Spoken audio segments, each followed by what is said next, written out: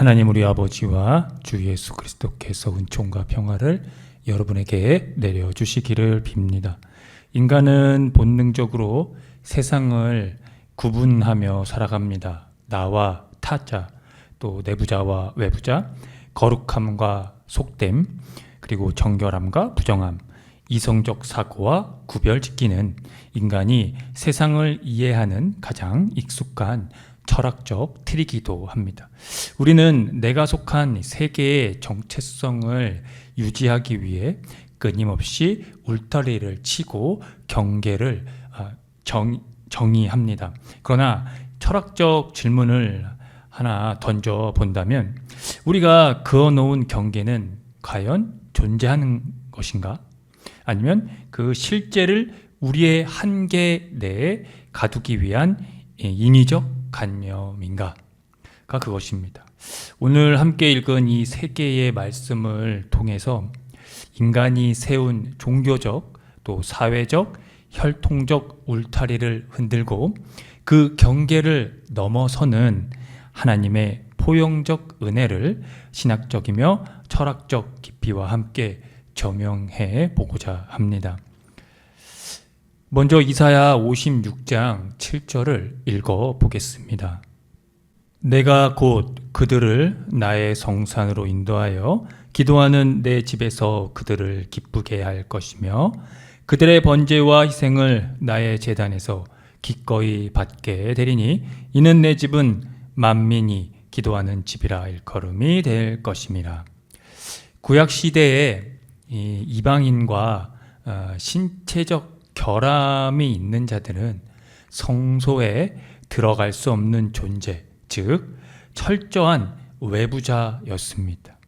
인간의 본질을 중심과 주변으로 나누는 이 지배적 해석학 속에서 그들은 영원히 구원의 변두리에 남겨져야 했다는 것입니다. 그러나 오늘 이사야 선지자는 가치관의 전복을 선언하고 있습니다. 하나님은 자격을 갖춘 자들만의 하나님이 아니라 경계 밖에 머물던 이방인들을 성산으로 끌어안으시는 존재라는 것이 그것입니다. 신학적으로 볼 때 이는 존재의 주도권이 인간의 자격 조건이나 율법적 행위에서 초월적 타자이신 하나님의 주권적 초대로 전환되는 순간이라 할 수 있습니다.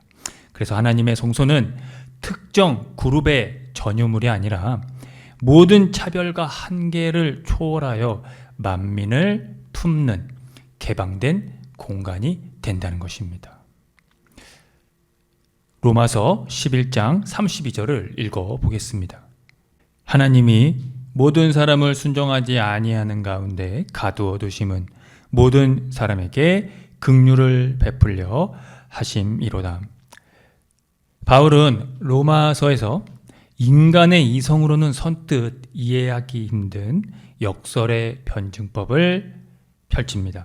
유대인의 불순종을 통해 이방인에게 구원이 흘러가고 그 이방인의 구원을 통해 다시 유대인이 하나님의 긍휼을 깨닫게 된다는 구조가 바로 그것입니다.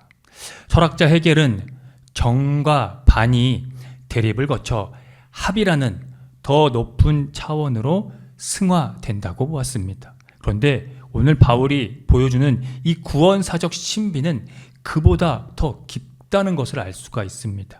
인간의 불순종과 가오조차도 하나님의 위대한 긍휼이라는 대서사시 안에서 해소되고 재해석된다는 것이죠.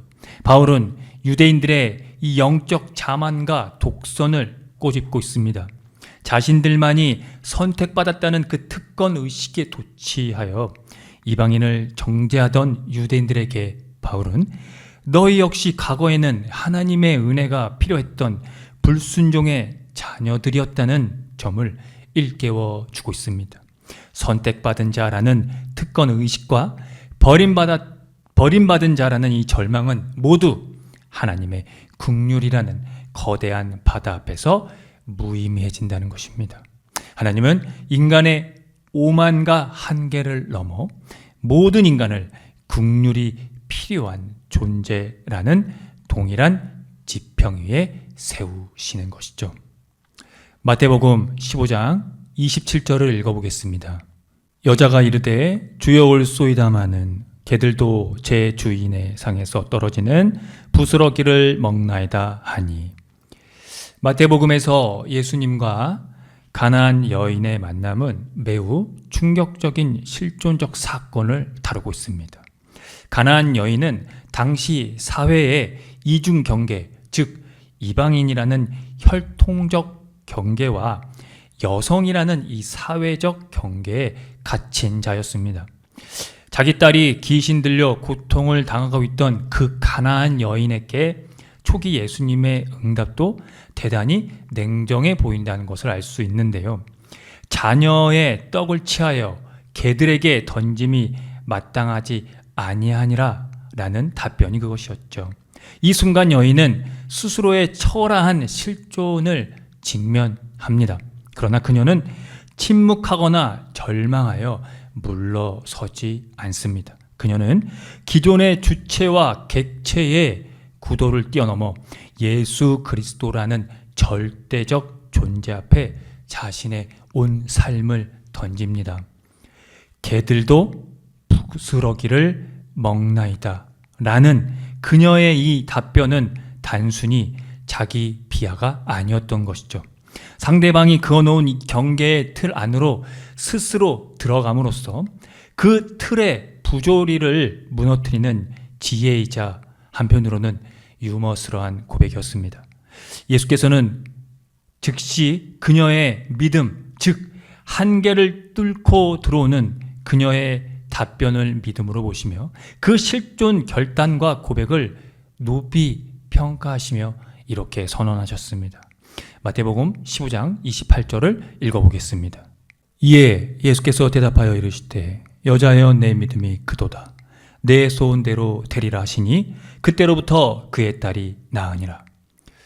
예수님은 전통적인 이 절결 규례를 통해 외형적 범주를 해체하셨고 가나안 여인과의 이 만남을 통해서 그 해체를 실제적 역사 안에서 증명해 보이셨습니다.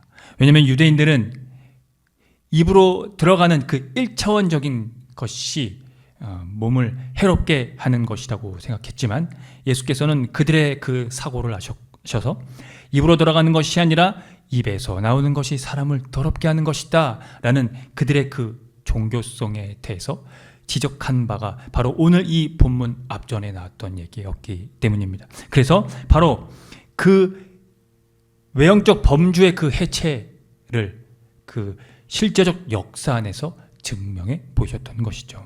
사랑하는 성도 여러분, 오늘 함께 살펴본 이 세 개의 본문은 우리에게 동일한 질문을 던지고 있습니다.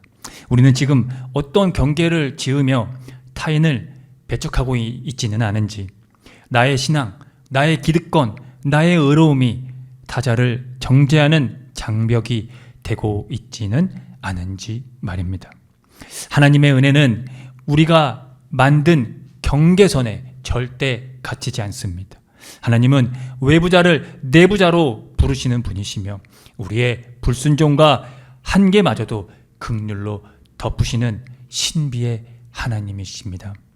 가나안 여인이 이 절망적인 경계 앞에서도 낙심하지 않고 주님의 은혜를 붙들었던 것처럼 우리 역시 인간이 만든 이 시선과 차별의 장벽을 넘어 하나님을 향해 나아가야겠습니다. 그리고 이제는 우리가 그 은혜를 힘입어 세상이 그어놓은 무수한 편가르기와 벽을 허무는 포용의 통로가 되어야겠지요. 주님의 성소는 만민을 향해 열려 있습니다. 그 거룩하고 무한한 은혜의 장소로 나아가 우리가 타자를 품고 사랑할 때 내 집은 만민이 기도하는 집이라 일컬음이 될 것이라 라는 오늘 이사야의 외침이 왜 우리에게 열린 사건이 되는 것인지를 늘 확인하게 될 것입니다. 아멘. 함께 기도합니다.